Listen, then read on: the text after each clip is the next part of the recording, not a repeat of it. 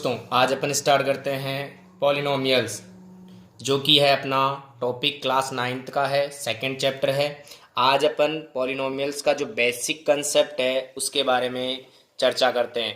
Polynomials के अंदर actual में क्या होता है, एक होती है कांस्टेंट टर्म और एक होती है वेरिएबल टर्म। ठीक है, तो सबसे पहले आज अपन चर्चा करेंगे। स्टार्टिंग में सबसे पहले आती है अपनी कांस्टेंट टर्म।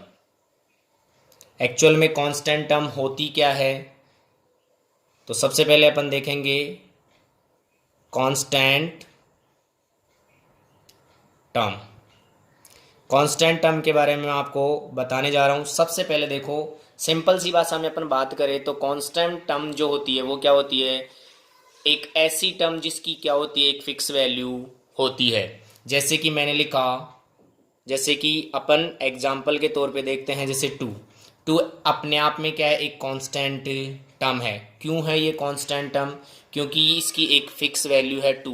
क्योंकि टू को अपन थ्री नहीं बोल सकते, तो इसलिए ये क्या है, एक फिक्स वैल्यू है अपने पास में। क्या है ये, एक फिक्स वैल्यू है, इसलिए अपन इसको क्या बोल रहे हैं, कांस्टेंट टर्म बोल रहे हैं। जैसे मैंने लिखा फोर। फोर भी क्या है, अपने आप में एक कांस्टेंट टर्म होती है। जैसे मैंने लिखा पाई, तो पाई आप बताइए कि ये कांस्टेंट टर्म है या नहीं है। भैया ये भी क्या है, एक कांस्टेंट टर्म है, क्योंकि पाई की जो एक्चुअल वैल्यू होती है वो क्या होती है, 22/7। जहां तक अपने पढ़ा है इसकी वैल्यू यही होती है। ठीक है, तो यहाँ पे कहने का मतलब ये है कि छोटी सी भाषा में बात करें अपन, तो यहाँ पे जो कांस्टेंट टर्म होती है वो क्या होती है, एक फिक्स वैल्यू वाली टर्म होती है। इसलिए अपन क्या बोलते हैं, इसको कांस्टेंट टर्म बोलते हैं। तो अब कांस्टेंट टर्म की अपन डेफिनेशन के बारे में चर्चा करते हैं कि एक्चुअल में कांस्टेंट टर्म की को डिफाइन किस प्रकार से कर सकते हैं। तो सबसे पहले मैं बता रहा हूं कांस्टेंट टर्म क्या होती है। कांस्टेंट टर्म बोलते क्या है, it is a symbol whose value always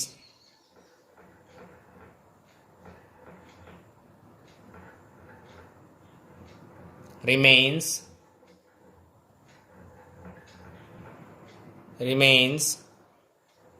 the same। ठीक है, जो मैंने आपको बताया वो इसमें लिखा हुआ है, it is a symbol whose value always remains. यानी कि जैसे कि मैंने आपको बताया कि फॉर एग्जांपल जैसे टू की वैल्यू क्या होती है, टू ही होती है, तो इसमें भी यही कह रहा अपने को। ठीक है, तो यहाँ पे मैं एग्जांपल के तौर पे बता रहा हूँ कि एक कांस्टेंट टर्म क्या क्या हो सकती है। जैसा कि मैंने लिखा 8, ये भी एक क्या है, कांस्टेंट टर्म है। मैंने लिखा -6, ये भी क्या है, एक कांस्टेंट टर्म है। मैंने लिखा पाई, ये भी क्या है, एक कांस्टेंट टर्म है। मैंने बताया आपको कोई फ्रैक्शन की वैल्यू होती है तो वो भी क्या होती है, एक कांस्टेंट टर्म होती है। और जैसे मैंने ले लिया ये वाला एग्जांपल, तो ये भी क्या है, एक कांस्टेंट टर्म होती है। तो ये जितने भी मैंने आपको एग्जांपल्स दिए हैं वो सभी क्या हैं, कांस्टेंट टर्म्स होती है। ठीक है, इसके बाद में सेकंड जो टॉपिक आता है वो आता है अपना वेरिएबल। वेरिएबल एक्चुअल में वेरिएबल होता क्या है, इसको मैं एक छोटे से एग्जाम्पल से डिफाइन करता हूँ, फिर इसके बाद में डेफिनेशन आपको मैं राइट करवा दूंगा। ठीक है, जैसे मान लो आपने देखा होगा कि पेरीमीटर ऑफ ए रेक्टेंगल, तो सबको पता है कि पेरीमीटर ऑफ रेक्टा एंगल वो क्या होता है, 2 ब्रैकेट L+B, यानी कि लेंथ प्लस ब्रेथ। तो यहाँ पे अपन चर्चा करते हैं। देखो सबसे पहले मैं आपको बताने जा रहा हूं कि जैसे मान लो मैंने कोई रेक्टेंगल लिया, तो यहाँ पे मैंने इसकी लेंथ ले ली 4 सेंटीमीटर और ब्रेथ ले ली मैंने इसकी 2 सेंटीमीटर।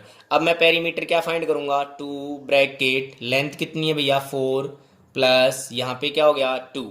तो यहाँ पे देखो इसका जो एरिया आ रहा है वो क्या आ रहा है, यह आ गया अपने पास में, सॉरी पेरीमीटर जो आ रहा है वो क्या आ रहा है, 12 सेंटीमीटर। ठीक है, तो यहाँ आपने देखा कि इसकी लेंथ क्या थी, 4 सेंटीमीटर थी, और ब्रीथ क्या थी, 2 सेंटीमीटर। ठीक है, इसी प्रकार एक और एग्जांपल लेता हूं मैंने एक फिर से एक रेक्टेंगल लिया यहाँ पे। ठीक है, तो यहाँ पे मैंने इसकी लेंथ रख दी है 10 सेंटीमीटर और ब्रीथ रख दी है मैंने 5 सेंटीमीटर। ठीक है, तो यहाँ पे फिर से मैं इसका क्या निकालूंगा, पेरीमीटर निकालूंगा।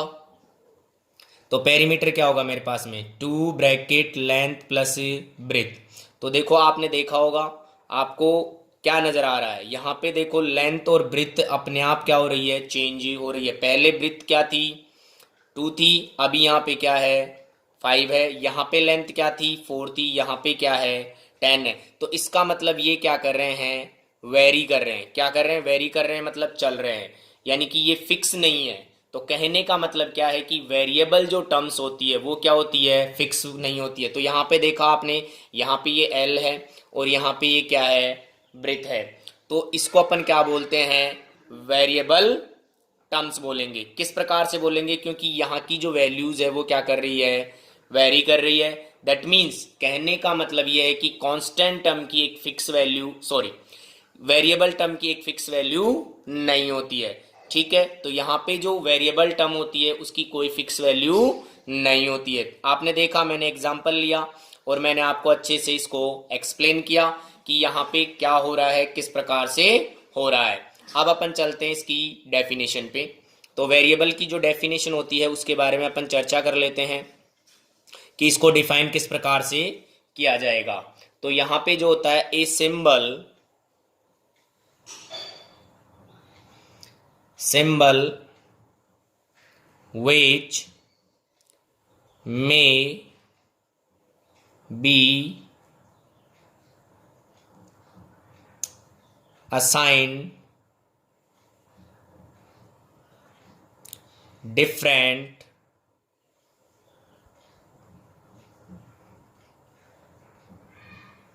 Numerical values. यानी कि यहाँ पे क्या हो रहा है कि जो डिफरेंट न्यूमेरिकल वैल्यूज आ रही है वो किसके बेस पे आएगी, वो आएगी अपने क्वेश्चन के अकॉर्डिंग, यानी कि जो भी इक्वेशन है उसके ऊपर डिपेंड करती है वेरिएबल की वैल्यू। ठीक है, तो जैसे कि आपने देखा इजी, देखो यहां पे क्या होगा, चेंजेस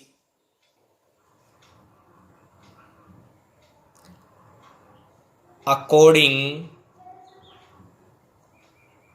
टू द सिचुएशन। और ये क्या होगी, सिचुएशन के अकॉर्डिंग क्या हो गई, चेंज होगी। ठीक है, फॉर एग्जाम्पल्स अपन लेते हैं, एग्जाम्पल देख लीजिए।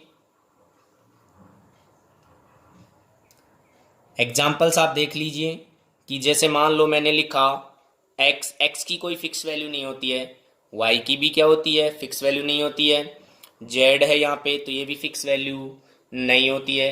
तो यहाँ पे मैंने ये तो अलग अलग टर्म्स ले ली, यहाँ पे ले लिया मैंने 2x² प्लस 4x प्लस 9। यहाँ पे जो ये x है वो क्या है, एक वेरिएबल टर्म होगी। क्या होगी, x यहाँ पे क्या होगी, एक वेरिएबल टर्म होगी। आपको अच्छे से समझ में आया होगा जो मैंने आपको समझाया। इसके बाद में अपन चलते हैं आगे। आगे के बाद में अपन देखेंगे कि देखो यहाँ पे एल्जेब्रिकल एक्सप्रेशंस होती क्या है। उससे पहले मैं आपको एक छोटी सी चीज बताने जा रहा हूं कि आपने बहुत बार पढ़ा है कि एक्सप्रेशन, आपने पढ़ा है एक्सप्रेशन और एक पढ़ा है इक्वेशन। ठीक है, तो इन दोनों में डिफरेंस क्या होता है। तो यहाँ पे जब भी आपको पढ़ाया जाता है तो मोस्टली बच्चों को बता दिया जाता है, मोस्टली बच्चों को पता नहीं होता है। तो सबसे पहले जैसे मान लो एक्सप्रेशन की बात करते हैं अपन, किसकी बात करते हैं, एक्सप्रेशन की। तो एक्सप्रेशन जैसे मान लो मैंने लिखा 4x प्लस 9, ये क्या है, अपने आप में एक एक्सप्रेशन है। जैसे मैंने और लिखा 8x प्लस 3, ये भी क्या है, एक्सप्रेशन है। मैंने लिखा केवल x, तो ये भी क्या है, अपने आप में एक्सप्रेशन है। लेकिन मैंने अगर इसको चेंज करके इस प्रकार से लिख दिया x plus 2 is equals to 0, ये क्या हो गई, इक्वेशन हो गई, क्योंकि यहां पे जो ये साइन आ रहा है किसका, इक्वेलिटी का, इक्वेलिटी का साइन आते ही यहाँ पे ये क्या हो गई, एक इक्वेशन हो गई, क्योंकि जहां पे जिस भी एक्सप्रेशन के अंदर क्या आ जाता है, इक्वेशन आ जाता है, दैट मीन्स वो क्या होती है, इक्वेशन होती है। जैसे मान लो 3x+4 इज इक्वल्स टू 2, तो ये भी आपने देखा कि ये क्या है, एक इक्वेशन है। ठीक है, तो इक्वेशन और एक्सप्रेशन में जो डिफरेंस था वो आपको पता चल गया होगा। अब एक्चुअल में एल्जेब्रिकल एक्सप्रेशन होती क्या है, देखो यहां पे अपन बात करते हैं एल्जेब्रिकल एक्सप्रेशन की।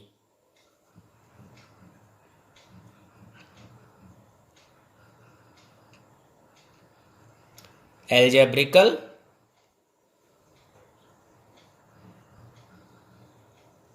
Expressions,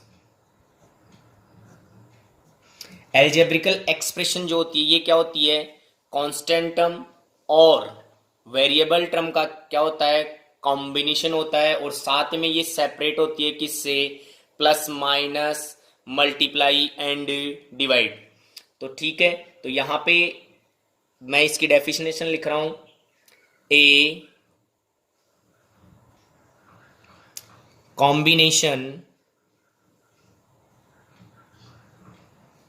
of constant and variables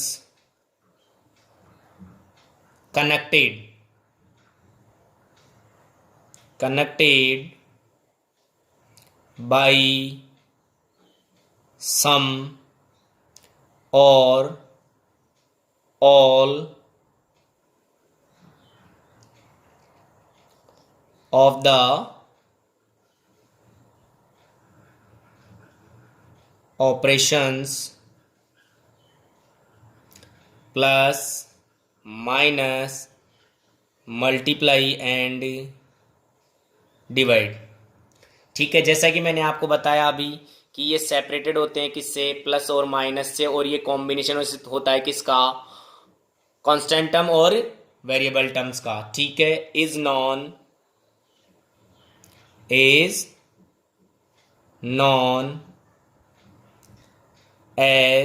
N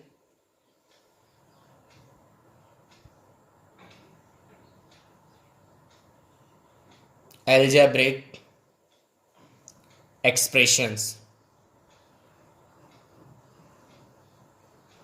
ठीक है, तो आपको पता चल गया होगा कि एल्जेब्रिकल एक्सप्रेशंस होती क्या है। जैसे कि मैं एग्जांपल दे रहा हूं आपको, फॉर एग्जांपल अपन बात करते हैं, जैसे 5x माइनस 2y, इसी प्रकार एक और ले लो 6x प्लस जेड। यहाँ पे ये क्या है, एल्जेब्रिकल एक्सप्रेशंस है।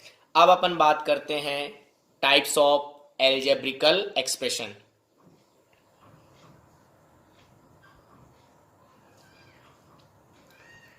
टाइप्स ऑफ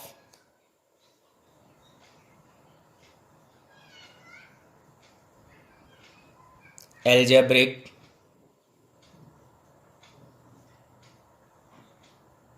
एक्सप्रेशंस, यानी कि एल्जेब्रिकल एक्सप्रेशन किस किस टाइप की होती है वो मैं आपको बताने जा रहा हूं।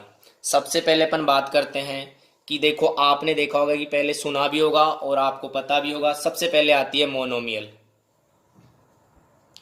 मोनोमियल, ठीक है, यानी कि फर्स्ट जो एक्सप्रेशन आती है वो किस टाइप की आती है, वो आती है अपने मोनोमियल टाइप की आती है। मोनोमियल टाइप की जो एक्सप्रेशन होती है उसको अपन किस प्रकार से डिफाइन करेंगे और किस प्रकार से एक्सप्लेन करेंगे। जैसे कि मैंने आपको बताया, जैसे मैंने लिखा x, दैट मीन्स ये क्या है, मोनोमियल टर्म, यानी कि मोनोमियल टाइप की क्या है, एक एक्सप्रेशन है। मैंने लिखा y, ये क्या है, मोनोमियल टाइप की एक्सप्रेशन है। फॉर एग्जाम्पल मैंने आपको बता दिया है कि मोनोमियल एक्चुअल में होता क्या है, तो डिफाइन करते हैं इसको, an algebraic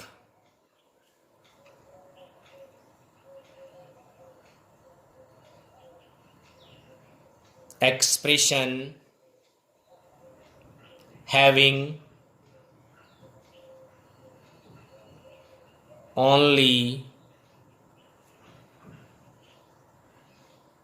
one term is called monomial. ठीक है, सिंपल भाषा में अपन बात करते हैं। इन्होंने कहा है कि जो एक एल्जेब्रिक एक्सप्रेशन जो होती है जिसमें केवल और केवल क्या होती है, एक सिंगल टर्म अवेलेबल होती है, उसे अपन क्या बोलते हैं, मोनोमियल एक्सप्रेशन बोलते हैं। मोनोमियल टाइप की क्या बोलते हैं, इसको एक्सप्रेशन बोलते हैं। जैसा कि मैंने लिखा x, ये क्या है, मोनोमियल टर्म है। मैंने लिखा एक्स स्क्वायर, ये भी क्या है, मोनोमियल है। मैंने लिखा y, ये भी क्या है, मोनोमियल एक्सप्रेशन। मैंने लिखा 5xy, ये भी क्या है, मोनोमियल है, क्योंकि इसमें केवल और केवल क्या है, सिंगल टर्म अवेलेबल है। इस वजह से ये क्या है, एक मोनोमियल टाइप की एक्सप्रेशन है। इसके बाद में आती है अपनी सेकंड जो होती है वो क्या होती है, वो होती है binomial.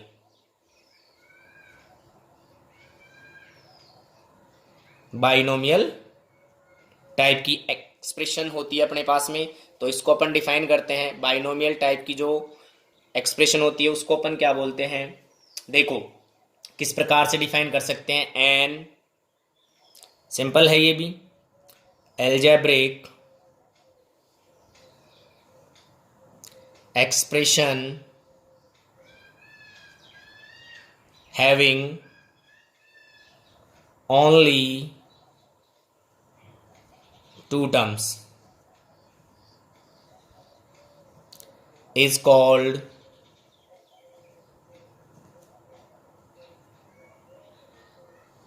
Binomial expression.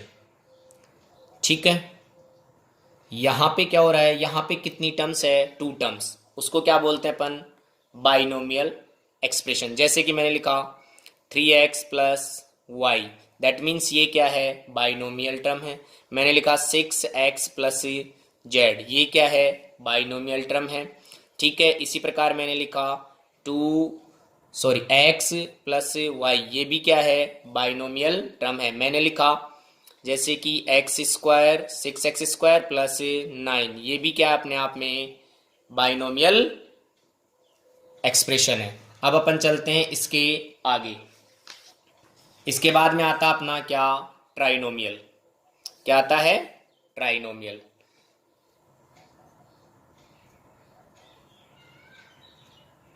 Trinomial expression क्या होती है, ट्राइनोमियल एक्सप्रेशन के बारे में अपन चर्चा करते हैं कि ये एक्चुअल में किस प्रकार से होती है। तो सबसे पहले देखते हैं, जैसे मान लो ट्राइनोमियल का मतलब होता है कि जिसमें थ्री टर्म्स क्या हो, an algebraic expression having only three terms is called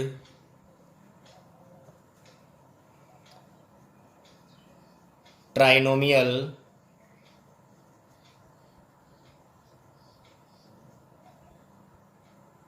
expressions। ठीक है, जैसे कि मैंने एग्जांपल लिया x plus y plus z, ये क्या है, एक ट्राइनोमियल एक्सप्रेशन है। मैंने लिया 8x प्लस 2xy प्लस 9, ये क्या है, ये भी अपने आप में क्या है, ट्राइनोमियल एक्सप्रेशन है। तो यहाँ पे जो वेरियस टाइप्स थे अपने पास में एक्सप्रेशंस के, वो आपको मैंने बता दिए। फर्स्ट क्या था आपका, मोनोमियल, सेकंड क्या था, बाइनोमियल, थर्ड क्या था, ट्राइनोमियल। अब अपन चलते हैं फैक्टर। देखो यहाँ पे इसका बहुत ही इंपॉर्टेंट रोल होता है। फैक्टर एक्चुअल में होता क्या है, फैक्टर की बात करते हैं अपन कि फैक्टर एक्चुअल में होता क्या है। देखो तो यहाँ पे देखो, इसकी पहले डेफिनेशन बता देता हूँ, फिर उसके बाद में अपन समझेंगे इसको। Each combination of the constants and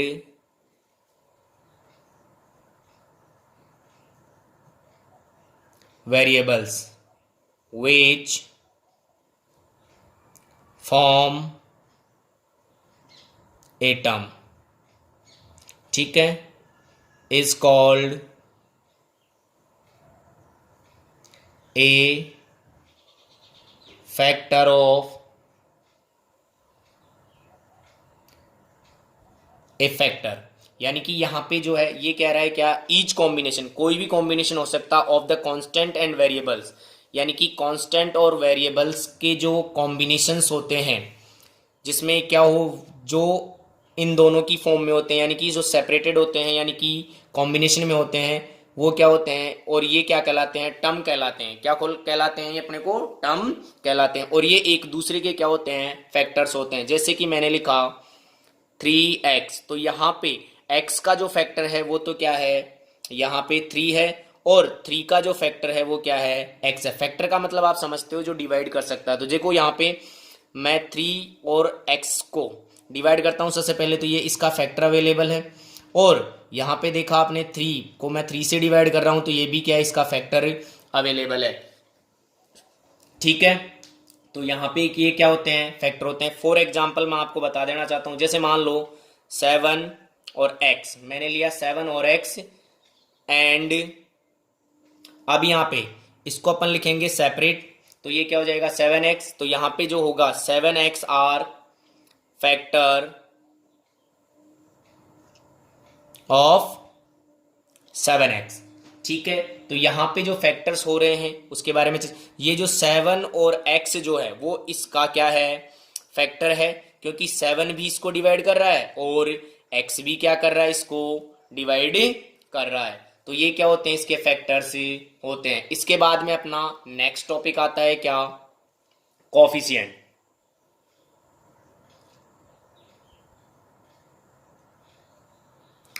coefficient actual में होता क्या है, यानी कि जैसे मान लो कोई भी टर्म जो होती है उसके अंदर दो चीजें होती है, एक तो वेरिएबल टर्म और एक होती है कांस्टेंट टर्म। तो यहाँ पे जो दोनों चीजें होती है वो क्या होती है, एक दूसरे के लिए क्या होती है, कोफिशिएंट होती है। क्या होती है, कोफिशिएंट होती है। तो अपन सबसे पहले देखते हैं कि कोफिशिएंट की जो डेफिनेशन है उसके बारे में आपको बता देता हूं। Any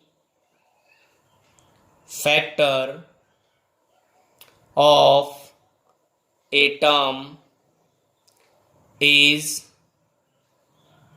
called the coefficients of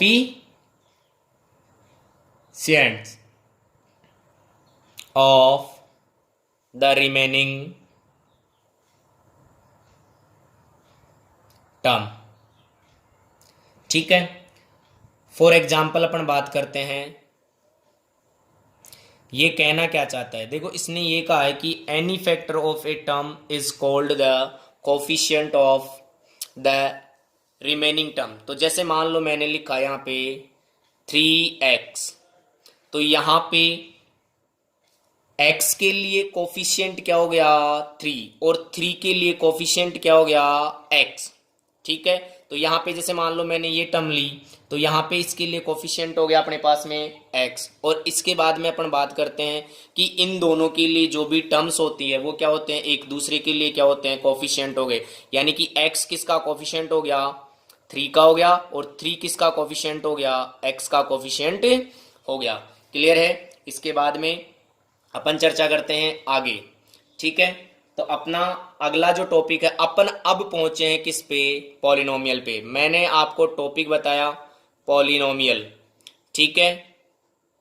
और पॉलिनोमियल एक्चुअल में क्या होता है, मैंने आपको इससे पहले बहुत सारी चीजें बताई है, जो इसकी जनरल कंसेप्ट होती है वो आपको मैंने बता दी है। अब यहाँ पे अपन बात करते हैं किसकी, पॉलिनोमियल की। अब यहाँ पे अपन चर्चा करेंगे पॉलिनोमियल के बारे में। पॉलिनोमियल एक्चुअल में होता क्या है, तो यहाँ पे पॉलिनोमियल जो है उससे सबसे पहले मैं आपको इसको डिफाइन करता हूँ।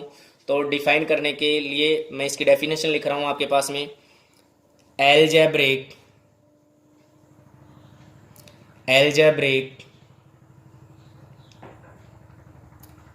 expressions of expressions in which the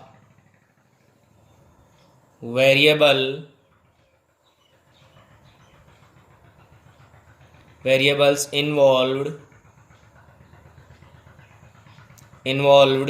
have only non-negative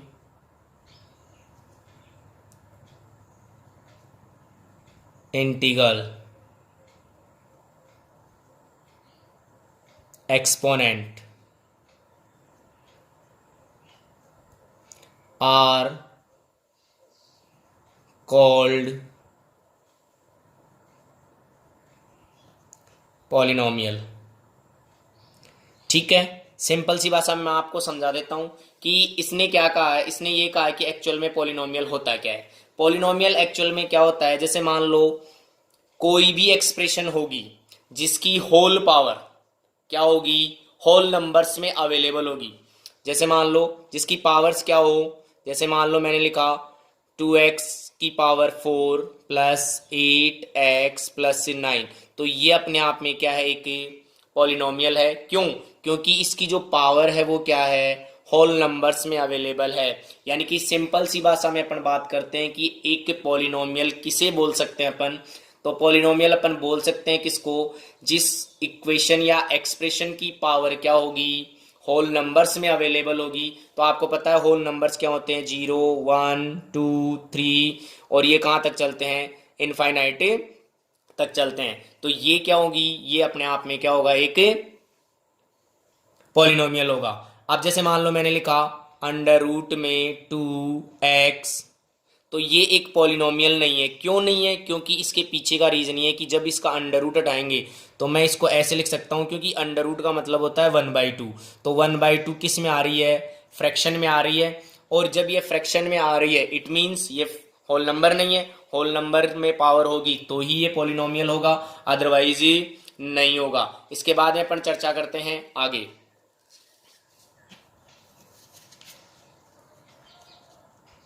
ठीक है, तो यहां पे अगला आता है अपने पास में नेक्स्ट टॉपिक जो होता है डिग्री ऑफ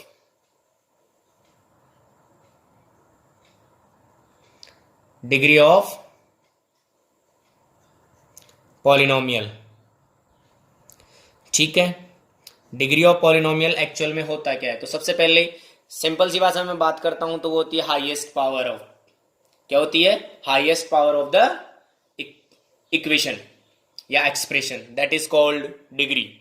जैसे मान लो मैंने लिखा, पहले सबसे पहले इसकी अपन डेफिनेशन देखते हैं। हाईएस्ट